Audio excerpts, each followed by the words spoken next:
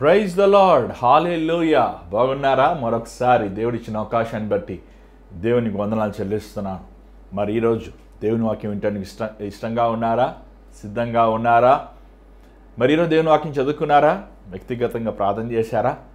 ఏంటన్నా మీరు ఇంత కఠినమైన ప్రశ్నలు వేస్తున్నారు, సులువైన ప్రశ్నలు వేయచ్చు కదా అని ఆలోచిస్తున్నారా? చూడండి, ఇంకా ఈరోజు అవుతానికి మన కనీసం గంట సేపు ఉంది. ఈ కార్యక్రమం అయ్యాక కనీసం దేవుని వాక్యం చదువుకొని కొంచెంసేపు ప్రభు సన్నిధిలో ప్రార్థన చేసుకుని పడుకోండి. ఏ రోజైతే దేవుని వాక్యం మనం చదవమో, ప్రార్థన చేసుకోమో, ఆత్మీయంగా ఆ రోజు బలహీనం అవుతుంటాం. మరి ఈరోజు చాలా రోజుల తర్వాత నా సొంత పనులు కొన్ని చేసుకుంటానికి ఈరోజు కేటాయించానండి. మరి చివరికి అన్ని పనులు అవ్వలేదు అయినప్పటికీ దేవుని కృప బట్టి కొన్ని పనులు అయినాయి. దానివల్ల ఆలస్యమైంది. ఎందుకన్నా ఇవన్నీ మీరు మాకు చెప్తున్నారు అంటున్నారా? మరి సమయాన్ని పాటిస్తలేదని మీరు అనుకుంటారేమో అని ముందుగానే చెప్తున్నాను. మరి ఏమైనప్పటికీ దేవుడు మహాకృప బట్టి మరొక దినమును తన సన్నిధిలో తన వాక్యంని ధ్యానిస్తానికి, తన సన్నిధిలో ప్రార్థిస్తానికి దేవుడు కృప చూపిస్తున్నాడు. మరి ఈరోజు దేవుని వాక్యం మీరు వినటానికి సిద్ధంగా ఉన్నారా? పరిచర్యలో ఎన్నో అవసరతలు, ఎన్నో లోటులు, ఎన్నో కొరతలు, ఎన్నో గుంటలు అనొచ్చు. బండి సాఫీగా వెళ్ళాలంటే రోడ్డు బాగుండాలి. అలాగా మరి ఈ ఎక్విప్మెంట్స్ అవనివ్వండి, లేకపోతే వాడే వస్తువులు అవనివ్వండి, ఈ చాలా వరకు పాత వస్తువులు అవుతుంది కాబట్టి పరిచర్యలో చాలా సమస్యలు సృష్టిస్తున్నాయి. ఇన్ని రోజులు అవర్ ఆఫ్ ప్రేయర్ కార్యక్రమం నడిపిస్తున్నాం, ఎంతోమంది కోసం ప్రార్థన చేస్తున్నాం. మీరు అడగచ్చు, ఏంటన్నా కనీసం ఒక కెమెరా కొనుక్కోలేకపోయారా? ఒక మంచి సిస్టమ్ కొనుక్కోలేకపోయారా? ఒక మంచి అవసరమైనవి పరిచర్యకి కావాల్సిన కొనుక్కోలేకపోయారా? నా జీవితంలో గమనించానండి, యథార్థముగా చేసే సేవ ఎప్పుడూ పోరాటంగానే ఉంటుంది. కానీ దేవుడు ఆ పరిచర్యని దీవిస్తాడు. చాలాసార్లు చెట్టు పునాది లోతుగా ఎదుగుతున్నప్పుడు ఆ చెట్టు ఎంత గొప్పగా, ఎంత ఉన్నతంగా అది హెచ్చించబడుతుంది అనేది పైన కనబడుతుంది. అలాగనే లోతు పునాది వేసుకుంటున్నప్పుడు అది కష్టమే. కానీ పునాది ఒకసారి స్థిరపడ్డాక ఆ చెట్టు చక్కగా పచ్చగా ఎదుగుతాం అనేది మనం చూస్తున్నాం. మరి ఈరోజు దేవుని వాక్యం వినటానికి ఇష్టంగా ఉన్నారా? ఈరోజు చాలా ముఖ్యమైన విషయం చెప్పాలని ఆశిస్తానండి. ఎక్కడ చూసిన న్యూస్లో మనం చూస్తున్నాం, సాఫ్ట్వేర్ ఇంజనీర్స్ ఉద్యోగాలు పోతున్నాయి, హార్డ్వేర్ ఇంజనీర్స్ ఉద్యోగాలు పోతున్నాయి. మన కార్ కంపెనీస్ 2-3 కంపెనీస్ క్లోజ్ చేశారండి, ఆ ఉద్యోగాలు పోయినాయి అని చెప్తున్నారు. చాలామంది ఉద్యోగాలు పోతున్నాయి అని చెప్తున్నారు. ఇది మనం ఎదురు చూసిందే. నేను కాదు, నాతో పాటు చాలామంది దేవుని సేవకులు కూడా ఈ విషయాన్ని చెప్పారు. కరువు దినముల్లో మనం ప్రవేశిస్తున్నామని. కరువు చాలా భయంకరమండి. ఒకసారి ఆలోచించండి. బిడ్డలున్నవారు, ప్రతి నెల ఈఎంఐ కట్టాల్సిన వారు, ప్రతి నెల అద్దెలు కట్టి ఏ రోజు ఆ రోజు సరుకులు కొనుక్కొని భోజనం చేసేవారి స్థితి ఎంత భయంకరంగా ఉంటుంది. దేవుడు మహాకృప పెట్టి 40 సంవత్సరాల వరకు ₹1 అప్పు చేయకుండా కేవలము ఆయన మీద ఆనుకుని నడుస్తానికి దేవుడు సహాయం చేశాడండి. కానీ ఈరోజు చాలామంది, ఒకళ్ళు అన్నారు, అన్నా నాకు 20 లక్షల అప్పు ఉంది. అలాంటి వారికి ఉద్యోగం పోతే ఏమైపోతారు? వారు ఎలాగా వారి అప్పుని తీరుస్తారు? ఎలాగ వారి బిడ్డల్ని పోషించుకుంటారు? ఎలాగా వారి కుటుంబంలో రోజుకు కావాల్సిన ఖర్చులు వారు పొందుకుంటారు? చాలా భయంకరమైన స్థితిలో మనము ఎదుర్కోబోతున్నాం. వాస్తవం చెప్పాలంటే ఇంకొక 5 నెలలు మీరు ఆగితే అసలు కరువు అంటే ఎలా ఉంటుంది అనేది మనం తెలుసుకోవచ్చు. ఈరోజు మనం పాలు ప్యాకెట్ అవనివ్వండి, బ్రెడ్ అవనివ్వండి, బియ్యం అవనివ్వండి, కాయగూరలు అవనివ్వండి, ధరలు ఎంత మన ఎదుట త్వరగా ఎదిగిపోయినాయో. జీతం ఎదగలేదు, స్కూల్ ఫీజులు ఎదిగిపోయినాయి, ఏమండి సరుకులు ఎదిగిపోయినాయి. కానీ ఇలాంటి పరిస్థితులన్నీ ఎందుకు జరుగుతున్నాయి అనేది మనం ఆలోచించాలి. ఎందుకు ఈ కరువు? 2016లో మనం బాగానే ఉన్నాం, 12లో మనం బాగానే ఉన్నాం, 13లో మనం బాగానే ఉన్నాం, ఏమండి 16లో మనం బాగానే ఉన్నాం, 18లో కూడా మనం బాగానే ఉన్నాం, 19 భలే ఆనందించాం, 20 నుంచి పట్టుకుందండి ఈ లోకానికి ఒక శని అని చెప్పచ్చు కదా. ఏంటి ఈ కరువు? ఏంటి ఈ లోటు? ఏంటి ఈ స్థితి? చూడండి, దేవుని వాక్యము బైబిల్లో మన లోకములో జరుగుతున్న ప్రతి పరిస్థితికి అనుకూలమైన లేకపోతే జరుగుతున్న కార్యములు ఎందుకు అనే సంగతులు మనం దేవుని వాక్యములో మనం దానిని గమనించవచ్చు. ఈరోజు ఈ విషయాన్ని మనం ధ్యానిద్దాం. మరి రండి, మీరందరూ మీ బైబిల్ పట్టుకుంటారు. నాకు తెలుసు 11 గంటలు అయింది, మీరు చాలామంది త్వరగా పడుకుని పోతారు.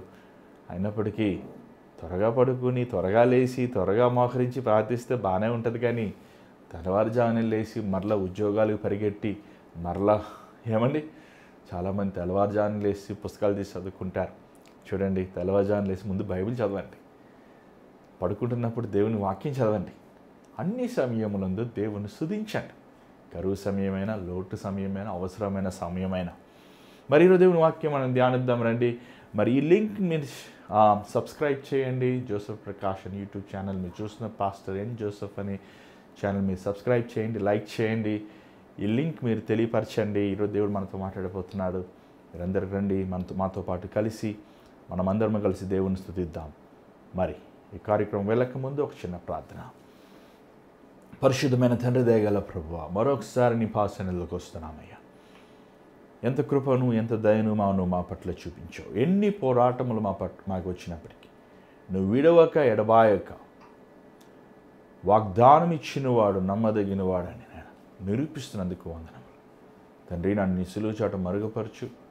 నీ బిడ్డలతో నాయన మాట్లాడే మాటలనైనా అవి నీ మాటలుగా ఉండాలయ్యా. నీ రక్తముతో నన్ను కడుగమని యేసు నామములో అడుగుచున్నాను తండ్రి, ఆమేన్. మీ బైబిల్ ఉంటే మొదటి రాజులు 17వ అధ్యాయము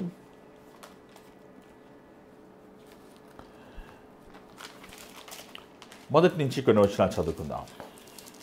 అంతటా దినాలు కాపురస్తులు సంబినవు తిష్బాయుడైన ఏలియా అహాబునొద్దకు వచ్చి, ఎవని సన్నిధి నేను నిలబడి ఉన్నాను? ఇజ్రాయేలు దేవుడైన ఆ యెహోవా జీవము తోడు, నా మాట ప్రకారము గాక ఈ సంవత్సరములో మంచైనను వర్షమైనను పడదని ప్రకటించాను. ఓకే, ఏలియా ఈయన గురించి, ఈయన ఎక్కడ పుట్టాడు, ఈయన ఎక్కడి నుంచి వచ్చాడు అనే వివరములు ఏమీ లేదండి. మొదటి రాజులు 17వ అధ్యాయంలో మనం చూసినప్పుడు ఏలియా అక్కడ ప్రత్యక్షమవుతాం చూస్తున్నాం. కానీ ఏలియా వచ్చి అతను ఊరు తిష్బాయితు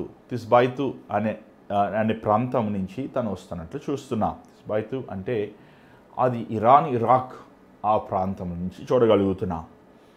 ఏలియా అంటే యావే, my God, my lord is యావే, నా దేవుడు యావే, నా ప్రభు యెహోవా, నా ప్రభు ఏమండి సర్వము సృష్టించిన వాడు, ఏకరీతిగా ఉన్న తండ్రి, మహోన్నతుడు, సర్వశక్తుడు, సర్వాధికారము కలిగిన వాడు అనేది మనము చూస్తున్నాం. యావే అంటే యెహోవాకి ఇంకొక పేరు అనేది మనము దేవుని వాక్యంలో చూడగలుగుతున్నాం. ఇక్కడ చూసినట్లయితే ఇతను ఆహాబు అనే వ్యక్తిని మనతో సంభాషిస్తున్నట్లు మనం చూడగలుగుతున్నాం. ఈ ఆహాబు ఒక దుర్మార్గుడు అనేది ఆ ముందున్న అధ్యాయములు మొదటి రాజులు 16వ వచనం, దయచేసి 29వ వచనం చదవండి మీరు.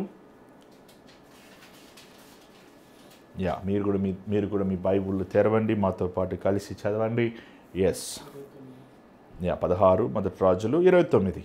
యూదా రాజైన ఆసా ఏలుబడిలో ఆ, 38వ సంవత్సరమున ఉమ్, ఒమ్రీ కుమారుడైన ఉమ్, అహాబు ఇశ్రాయేలు రాజైన ఉమ్, షోమ్రోనులో ఇశ్రాయేలు వారికి ఉమ్, 22 సంవత్సరములు ఏలెను. ఉమ్, ఒమ్రీ కుమారుడైన అహాబు ఉమ్, తన పూర్వీకులందరినీ ఉమ్, మించునంతగా యెహోవా దృష్టికి ఉమ్. చెడుతనము చేసెను. అబ్బా, ఏమండి 42 రాజుల్లో ద వర్స్ట్ రాజు ఎవర్రా అంటే ఆహాబు.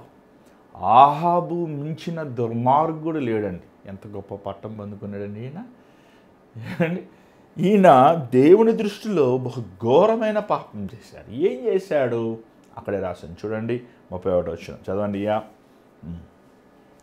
నేబాతు కుమారుడైన ఉమ్, మరియోబాము జరిగిన పాపక్రియలను అనుసరించి ఉమ్, నడుచుకొనుట ఉమ్, స్వల్ప సంగతి అనుకొని ఉమ్, అతడు సిదోనీలకు రాజైన ఉమ్, ఇత్సబేలు కుమారుడైన ఉమ్, యెజ్బేలును వివాహం చేసుకొని ఉమ్, బయలుదేవతలను పూజించుచు ఉమ్, వానికి ఉమ్, మొక్కుచుండెను.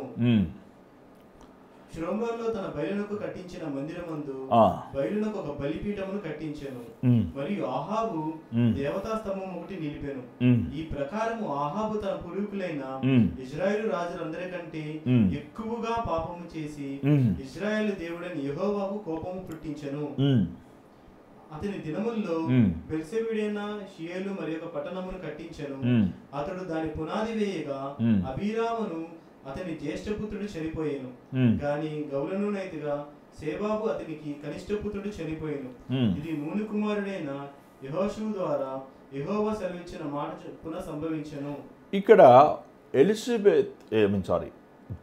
యెజబేలు అనే వ్యక్తిని వివాహం చేసుకున్నాడు. ఈమె ఐగుప్తి రాజు కుమార్తె. ఈ బయలుదేవత అనేది ఇది ఐగుప్తుల నుంచి వచ్చిన దేవత. ఈ దేవతని వీరేం చేశారంటే ఎంత భయంకరంగా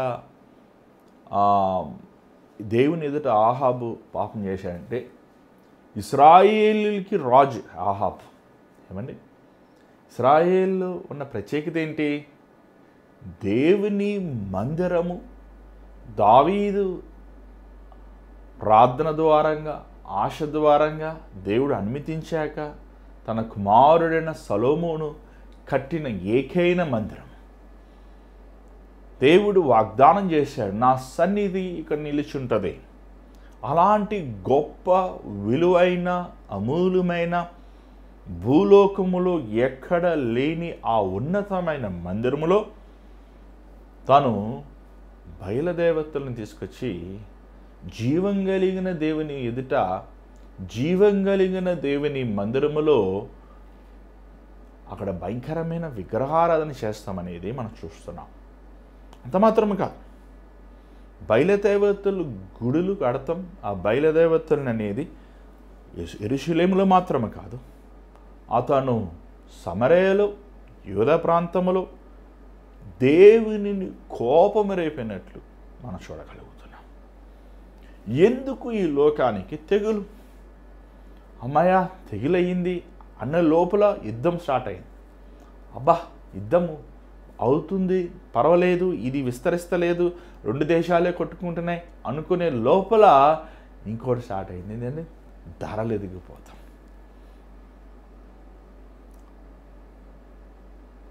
ఏ ప్రభుత్వము ఏం చేయగలుగుతుంది? ఏ రాజకీయవేత్త చేతిలో ఉందా లోకం? ఒక రాజకీయవేత్త లోకంలో ఉన్న ధరలన్నింటిని ఏమంటే పెత్తనం చేయగలరా?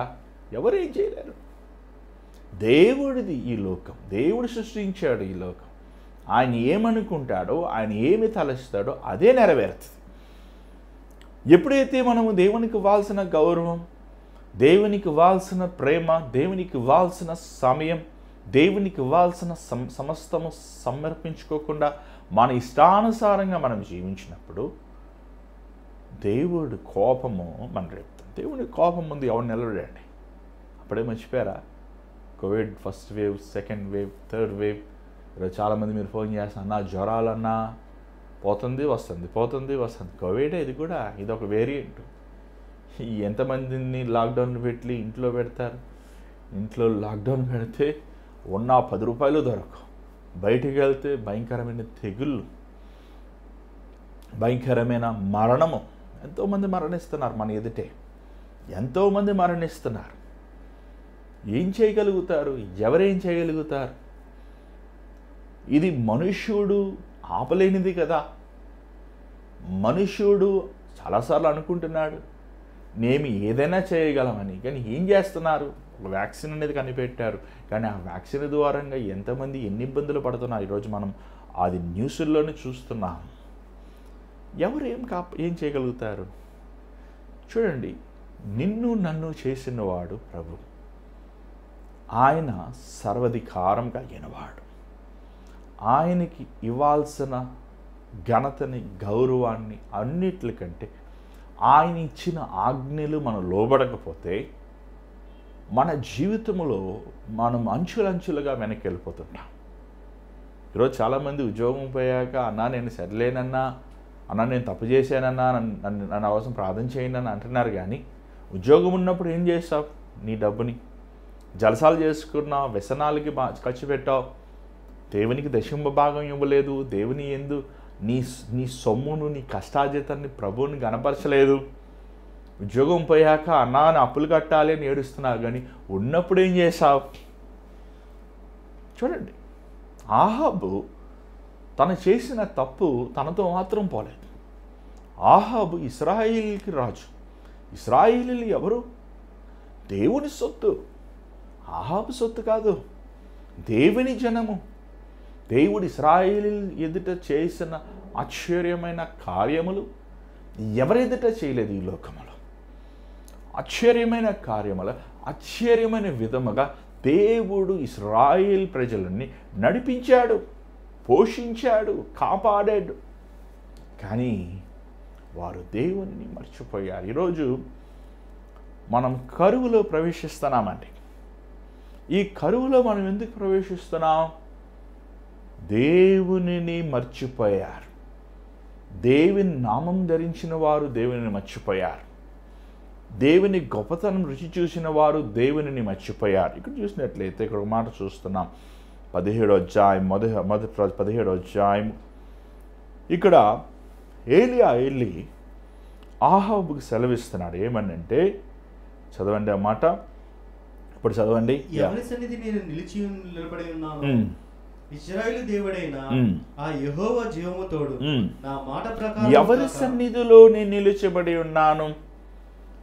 ఎవరి సన్నిధిలో ఉన్నాడు ఏలియా? దేవుని సన్నిధిలో ఉన్నాడు. మనం చూసినట్లయితే లూకా సువార్తలో ఒకసారి మీ బైబిల్లో ఒకసారి తిప్పండి, మాతో పాటు చూడండి.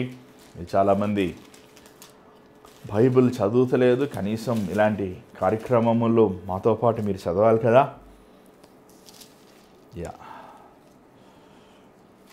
లూకా సువార్త మొదటి అధ్యాయము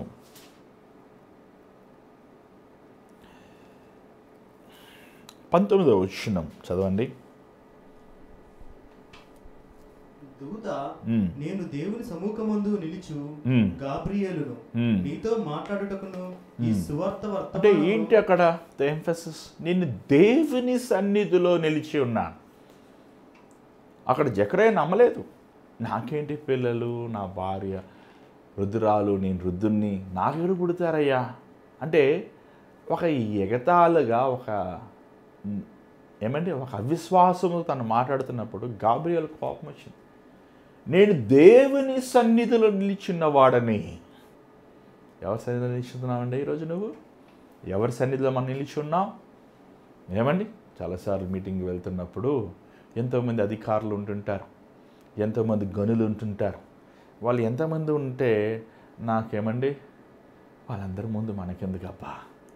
ఏమండి, అక్కడ దేవుని సన్నిధిలో ఉన్న ఆనందం ఉండదు తెలుసా? దేవుని సన్నిధిలో ఉన్న సంతోషం ఉండదు తెలుసా? వాళ్ళలో ఉన్న ఆ నెగిటివ్ స్పిరిట్ అంటారు కదండి, ఆ నెగిటివ్ ఎనర్జీ అంటారు చూసారా? కానీ దేవుని మందిరములో దేవుని ముఖకాంతి ఎందు ఆయన మోకరించి ఆయన వైపు చేతులు చాచి, ప్రభువా నీ తేజస్సు నాకు చూపించి, ప్రభువా నీ సన్నిధిని నింపయ్యా అని మనం ఉపవాసం ఉండి ప్రార్థిస్తున్నప్పుడు మన హృదయం గంతులేస్తుంది చూసారా? దేవుని సన్నిధి ఎక్కడ ఉందో అక్కడ ఉల్లాసము, అక్కడ ఘనత, అక్కడ మహిమ, అక్కడ దేవుని ప్రసన్నత. యెషయా దేవుని సన్నిధిని చూశాడు మందిరములో. నేను దేవుని సన్నిధిలో నిలిచున్నవాడు ఎలీషా. ఏలియా, క్షమించండి, ఏలియా. దేవుని సన్నిధిలో నిలిచినవాడు ఏలియా. ఈరోజు నువ్వు ఎవరి సన్నిధిలో నిలిచి ఉంటున్నావు? మనుషుల సన్నిధిలో నిలిచి ఉంటున్నావా? మనుషులు మాట్లాడేవి లోక సంబంధమైనవి. దేవుడు ఆత్మ సంబంధమైన వాడు. ఆయన రాజ్యము నిరంతరమైనది, యుగయుగము తరతరమైనది. ఆయన మారనివాడు. ఆయన రాజ్యముకి అంతము లేదు, ఆయన సింహాసనముకి అంతము లేదు. ఆల్ఫా ఒమేగా అనబడేవాడు, ఉన్నవాడును అని చెప్పిన ఉన్నతమైన ప్రభు. ఏలియా దగ్గర లోకరీతైన వైభవం లేదు, కానీ తన దగ్గర ఉన్నది ఏం తెలుసా? దేవుని సన్నిధిలో పొందుకున్న శక్తి. ఆవిడ చూసినట్లయితే దేవుడు తనకి చెప్పాడా లేదని మనకు తెలియదు, ఎందుకంటే అక్కడ రాయబడలేదండి. కానీ తను దేవుని కోసం రోషం కలిగిన వాడనేది మనం చూస్తున్నాం. పాపముని సహించలేనివాడు, దేవునికి విరోధమైన కార్యములు సహించలేనివాడు, లోకముతో కాంప్రమైజ్ అవ్వడైనా ఆహాబుని పట్టుకుని నిలదీశాడండి అసలు. అంటే ఒకసారి ఆలోచించండి, ఎంత గొప్ప ప్రవక్త అయితే తప్ప నేరుగా ఆహాబు రాజు దగ్గరికి వెళ్ళి ముఖాముఖిగా మాట్లాడగలుగుతున్నాడు. ఈరోజు మాలాంటి పాస్టర్లు కూడా రాజుల దగ్గర మాట్లాడతారండి. ఏమండి, అధికారుల దగ్గర మాట్లాడుతున్నప్పుడు ఉంగిపోతుంటారు, ఈయన పడిపోతుంటారు. అయ్యా మందిరానికి స్థలం అయ్యా, అయ్యా మాకు సాయం చేయండి అయ్యా, అయ్యా మాకు రికమెండేషన్ చేయండి అయ్యా, మమ్మల్ని జ్ఞాపకం చేసుకోండి అయ్యా. ఏమండి, ఎందుకు వంగిపోతా? ఒక సేవకుడు దేవుని ముందే వంగాలి. ఏమండి, నువ్వు ఒక చోట పనిచేస్తున్నావు, ఇంకొక చోట ఉన్న యజమానుడికి నువ్వు వంగుతావా? వంగవు కదా. నీ యజమానుడు ఆడు ముందే కదా నువ్వు వంగుతావు. ఒక సేవకుడికి యజమానుడు ఎవడు? యేసు ప్రభువే కదా. యేసు ఎందే కదా నువ్వు వంగాల్సింది, ఆయన ఎందే కదా నువ్వు వంగాలి. ఏమండి, ఏలియా మనుషుల ముందు వంగేవాడు కాదు. రాజా చర్చి కట్టుకుంటున్న స్థలం దయచేయి, రాజా ఆహాబు గారు మీది మీరు నడిపించుకోండి, మాది మేము నడిపించుకుంటాం. ఏమండి, ఇదేం గొడవ? ఇది ఎక్కడి నుంచి వచ్చింది? అక్కడ చూసినట్లయితే అతను అంటున్నాడు, వచ్చే సంవత్సరములకి ఆకాశము నుంచి మంచు రాదు, వర్షము రాదు. బా, కఠినమైన మాటలండి. ఈ రోజుల్లో దుబాయ్ లాంటి ప్రాంతంలో, ఈవెన్ ప్రాంతంలో సముద్రం నీళ్ళు తీసుకుని వారు దాన్ని ఫిల్టర్ చేసి వాడుకుంటున్నారు. కానీ మీరు ఇస్రాయేల్ దేశం వెళ్తే, ఇస్రాయేల్ చుట్టూ ప్రాంతం చూసినట్లయితే అది కొండల ప్రాంతం. అది మనకులాగా చెరువులు, మనకులాగా తవ్వితే నీళ్ళు వచ్చే చాలా చాలా తక్కువ. 99% భూమి మానవులు తాగాలన్నా, జంతువులు తాగాలన్నా, లేకపోతే ఏమంటే పంట పండాలన్నా ఆకాశం నుంచి రావాల్సిందే. కానీ ఏమన్నాడు ఏలియా? వర్షము రాదు. ఎందుకు వర్షం రాదన్నాడు? ఇంకోటి ఏదని చెప్పచ్చు కదా. ఏమంటే ఎండ రాదని చెప్పచ్చు, లేకపోతే చంద్రుడు రాదని చెప్పచ్చు, లేకపోతే ఏదని ఇంకోటి చెప్పచ్చు, ఇంకో శాపం పెట్టచ్చు కదా. ఎందుకు వర్షమే చెప్పాడు?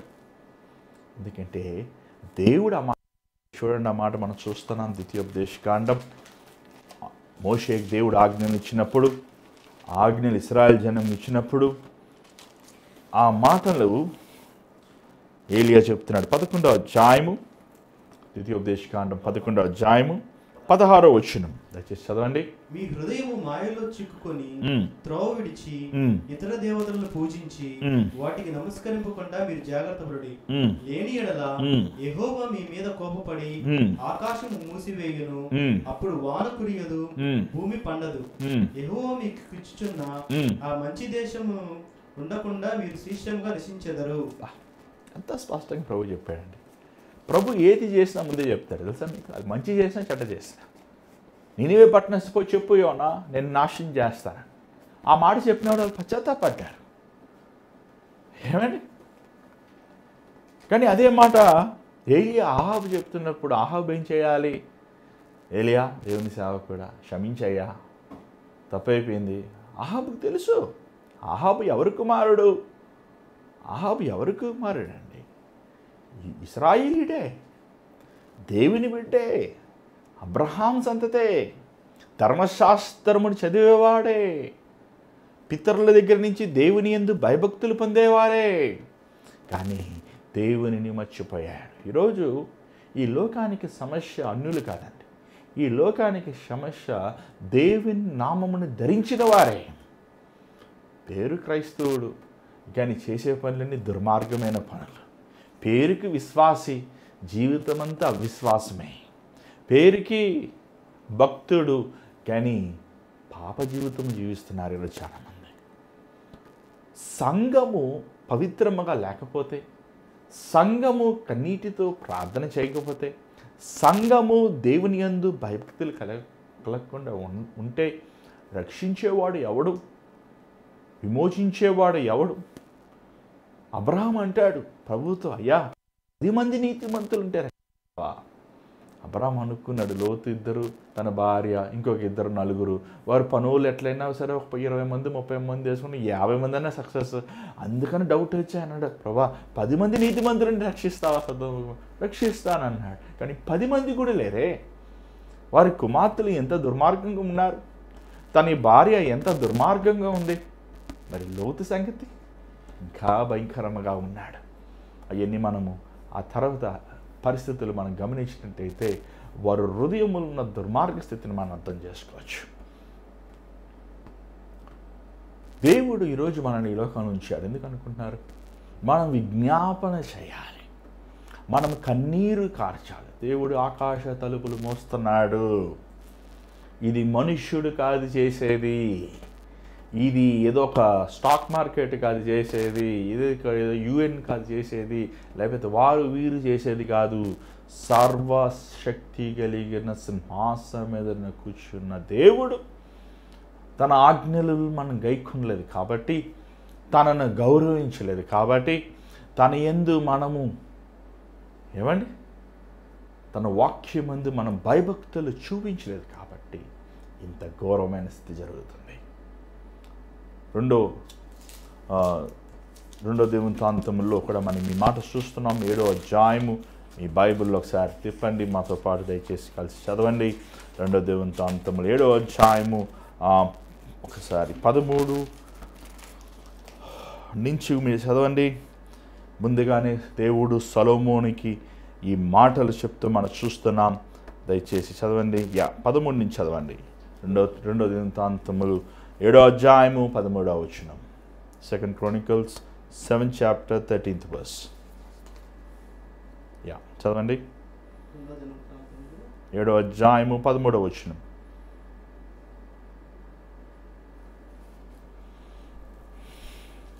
నా వాన కురియకుండా నేను ఆకాశమును మూసివేయినప్పుడే గాని, దేశమును నాశనం చేయుటకు మిడతలకు సెలవిచ్చినప్పుడే గాని, నా జనుల మీద తెగులు రప్పించినప్పుడే గాని, నా పేరు పెట్టబడిన నా జనులు తమను తాము తగ్గించుకొని ప్రార్థన చేసి నన్ను వెదికి తమ చెడు మార్గమును విడిచిన ఎడల, ఆకాశము నుండి నేను వారి ప్రార్థనను విని వారి పాపములను క్షమించి వారి దేశమును స్వస్థపరచెదను.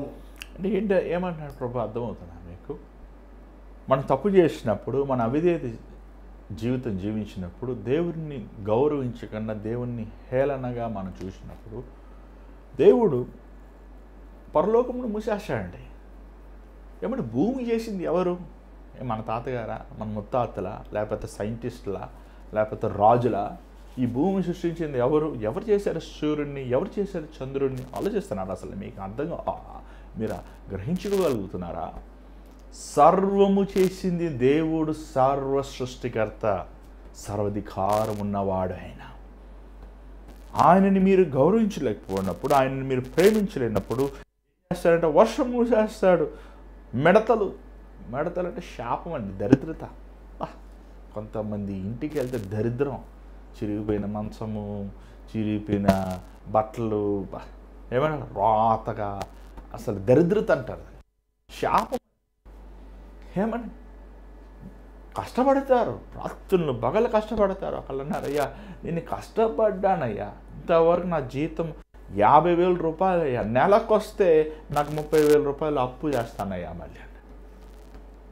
ఏమండి, ఎంత శాపం, దరిద్ర, మిడతలు, తెగుళ్ళు.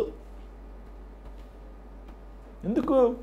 వారు ఎందు తగ్గించుకోలేదు కాబట్టి, వారు దేవుని యందు భయభక్తులు లేరు కాబట్టి. చూడండి, ఈరోజు మన శ్వాస పీల్చి శ్వాస వదులుతూ కేవలం దేవుని కృప అండి. ఏదో నేను చదువుకున్నాను, నేను చదివేసుకున్నాను, నేను పెద్ద సాఫ్ట్వేర్ ఇంజనీర్, నేను పెద్ద ఏమండి. నాకు ఒకటి అర్థం కాదండి, తప్పు చేసేవాళ్ళు కూడా గర్వంగా చెప్పుకుంటారు. ఒక ఆయన అన్నాడు, నేను పెద్ద రౌడీ అండి అన్నాడు. ఒబ్బో, అయ్యే సిగ్గుపడాల్సింది మానేసి దాన్ని కూడా ఘనంగా చెప్పుకుంటావేంటయ్యా? ఏమండి, నేను కొట్టానంటే ఆ ఎదుటివాడు మూతుపల్లి ఇరిగిపోతాయని. అదేంటిది? అది ఘనకార్యం. అది నేను తీసుకొని నేను ప్లాన్ వేసానంటే, నేను మోసం చేశానంటే ఎవ్వడు తెలుసుకోలేడండి అన్నాడు ఒక ఆయన. ఏంటిది?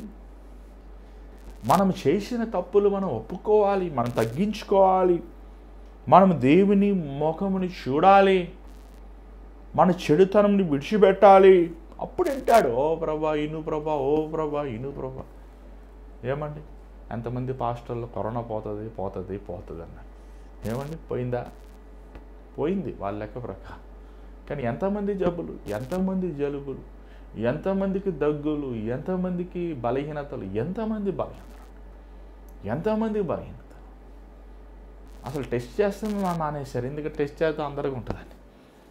పోయిందా? చెప్పండి. అడగబోతే ఎక్కడికి పోదు. నువ్వు దేవుని ఎదుట తగ్గించుకోవడానికి ఇష్టం లేదు, దేవుని ప్రేమిస్తానికి ఇష్టం లేదు, దేవుని ఎదుట నువ్వు క్షమాపణ అడుగుతానికి ఇష్టం లేదు. ఆ కరోనా వచ్చినప్పుడు ప్రభా, ఓ ప్రభా నేను సినిమాలు చూడను, నేను క్షమించయ్యా అని ఏడిచారు. ఇప్పుడు ఏమైంది?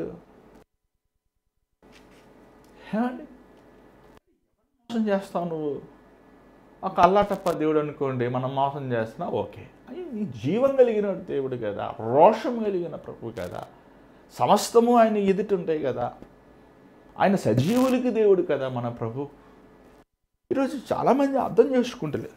ఒకసారి ఒక పాపముని, ఒక దుర్మార్గతనం విడిచిపెట్టాక మరలా వెళ్ళి దాన్ని కొనసాగించాలనిస్తున్నారండి ఈరోజు చాలామంది.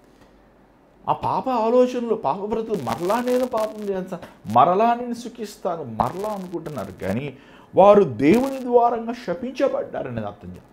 మళ్ళీ ఈ దుర్మార్గమైన స్థితుల్లో ఈ ప్రార్థనలో ఒకటే ఉపవాస ప్రార్థన.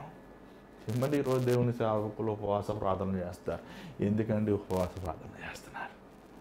ఆ ఉపవాస ప్రార్థనలు 20 రోజులు, 30 రోజులు, 40 రోజులు చేసినప్పుడు బాగానే ఉంటారు. మళ్ళీ ఇప్పుడు లెంట వస్తుంది చూడండి, బా నీసి తినరు, పెళ్ళిళ్ళు చేసుకోరు, పుట్టినరోజులు చేసుకోరు, మాకు అంత విచారం. ఎందుకంటే యేసుప్రభు తెచ్చిపెట్ట. నేను చెప్పనా, యేసుప్రభు తెచ్చిపోతే ఏడిచేది సాతానుడు ఒక్కడే. ఏమంటే ఆయన చావకపోతే మనకు గతి లేదు తెలుసా మీకు? పరలోకములో, నరకములో, భూలోకములో, ఈ శూన్యము అంతట్లో మన పాపములు రక్షించగలిగిన ఏకైన వ్యక్తి యేసుప్రభు ఒక్కడే. ఆయన చావకపోతే మనకి దిక్కే లేదండి అసలు. ఆయన చచ్చిపోయి, అమ్మ ప్రభు అంతగా అన్నాడు, అమ్మ కుమార్తె యెరూషలేము కుమార్తెలారా, మీరు నా కోసం ఏడవద్దు, మీరు మీకోసం, మీ పిల్లల కోసం ఏడండి.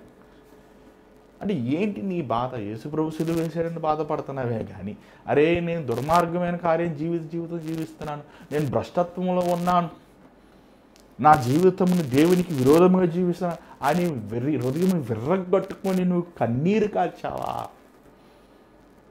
ఏమండి, కొంచెం మందిరంలో ఉంటే భక్తుల్లాగా, సినిమా హాల్లో ఉంటే పనికిమాలిలాగా, సాతాన్లాగా. ఏంటి ఇలాంటి స్థితి? దేవుడు అంటున్నాడు, నీ ప్రార్థన నేను వినాలంటే నీ హృదయము విర్రగొట్టబడాలి. ప్రభువా నేను పాపిని, క్షమించుకో. ఒక పాపమును ఒప్పుకొని మరలా నువ్వు కంటిన్యూ చేస్తున్నావంటే అసలు నువ్వు మొదటగా నీకు లోతైన రక్షణ లేదు, నీకు లోతైన మారు మనసు జీవితం లేదు. అసలు నీకు దేవుని శక్తి అసలు రుచి చూడలేదన్నమాట. అసలు ప్రభు నిన్ను తాకలేదన్నమాట. అసలు నీ బ్రతుకులో ఆ హృదయములో ఆ మురికి, ఆ రోత పోలేదన్నమాట. ఒక స్థితిని మనం ఒప్పుకుంటున్నప్పుడు, విడిచిపెట్టినప్పుడు దేవుడు అన్నాడు, నేను వింటాను, నేను క్షమిస్తాను, నేను బాగు చేస్తాను అన్నాడు. ఏమండి, సొలొమోను దేవుడు చెప్పాడు, ఏ మందిరం అయితే నువ్వు వచ్చి ఏడిచి ప్రార్థిస్తావో, ఒప్పుకుంటావో, తగ్గించుకుంటావో, నా ముఖంని వెతుకుతావో, ఆ మందిరములే బయలుదేవతను పెడితే ఇంకేం చేయాలి?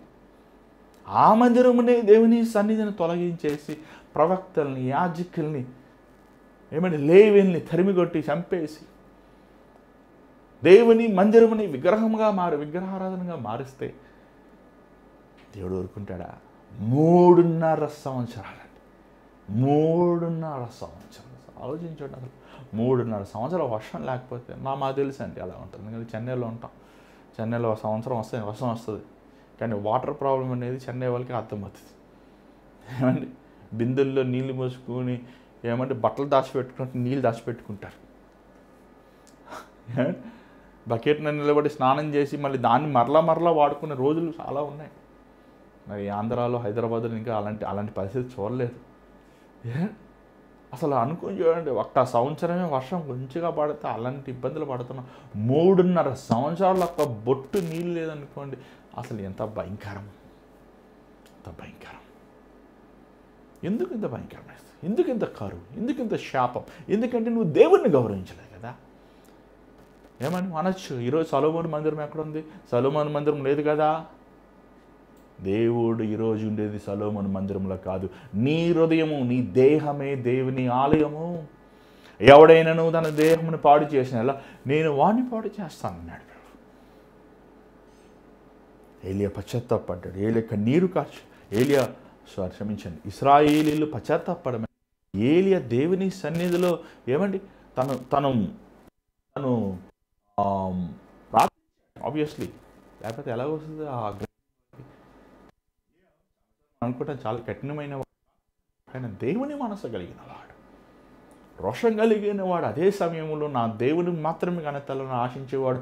అదే సమయంలో తన సహోదరులు, తన తోటి వారు ప్రభు కోసం జీవించాలని ఆశపడే ఒక యోగ్యమైన, చూడండి అక్కడ చూసినట్లయితే వాళ్ళందరూ కరువులో, రాజు అందరూ కరువులో ఉన్నారు. కానీ దేవుడు తన సేవకుడిని ఏలియా ఏం చేశాడో చూడండి. అక్కడ చదువుతా 2వ వచనం చూడండి. పిమ్మట యెహోవాకు అతని ప్రత్యక్షమై, నీవు చెట్టు నుండి తూర్పు వైపునకు పోయి యొర్దానుకు ఎదురుగానున్న కెరేతు వాగుల దగ్గర దాగి ఉండుము. ఆ వాగు నీవు తాగెదవు. అతడు నీకు ఆహారము తెచ్చినట్లు నేను కాకోలకు ఆజ్ఞాపించితిని. అతనికి తెలియజేయగా అతడు పోయి యెహోవా సెలవిచ్చిన చొప్పున యొర్దానుకు ఎదురుగానున్న కెరేతు వాగు దగ్గర నివాసం చేసెను.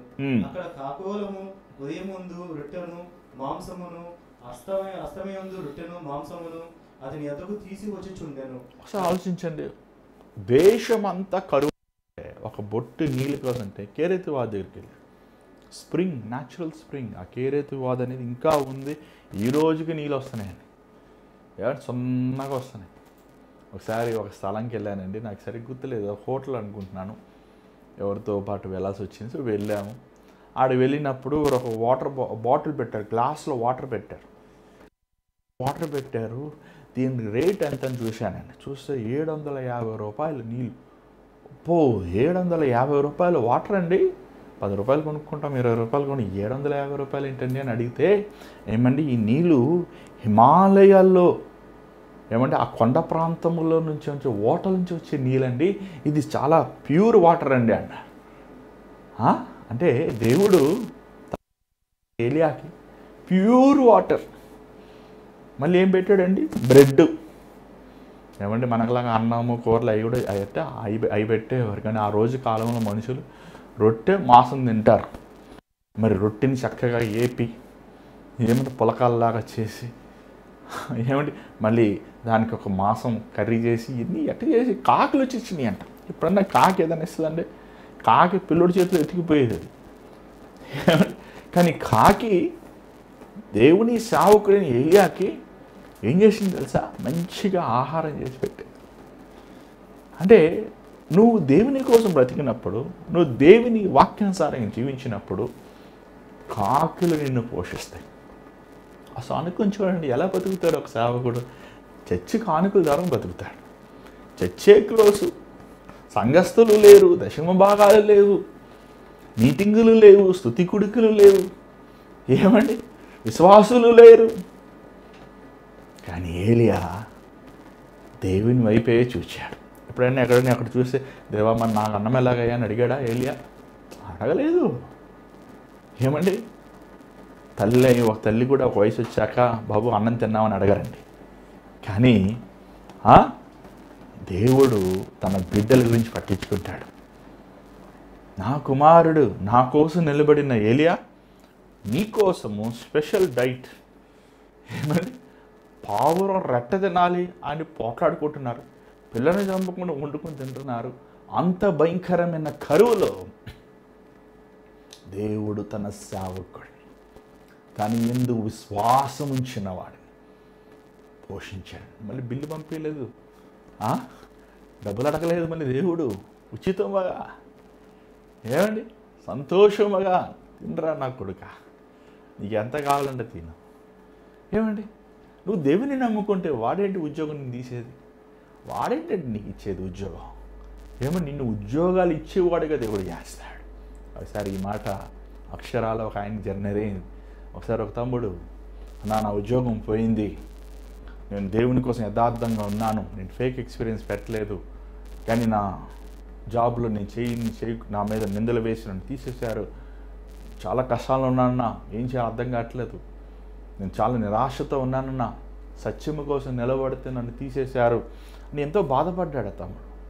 ప్రార్థన చేసి, అయ్యా దేవుడు నిన్ను ఉద్యోగాలు ఇచ్చేవాడుగా చేస్తాడండి. ఈరోజు ఆ కంపెనీ పెట్టాడు ఆ తమ్ముడు, ఎంతోమందికి తన జీవనోపాధిని సృష్టించాడు. నిజంగా ఆశ్చర్యం వేసింది, దేవుడు ఎంత గొప్పవాడని.